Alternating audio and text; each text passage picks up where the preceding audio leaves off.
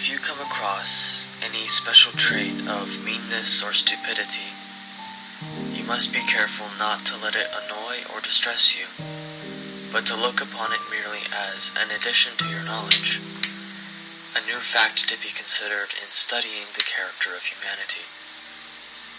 Your attitude towards it will be that of the mineralogist who stumbles upon a very characteristic specimen of a mineral. Arthur Schopenhauer.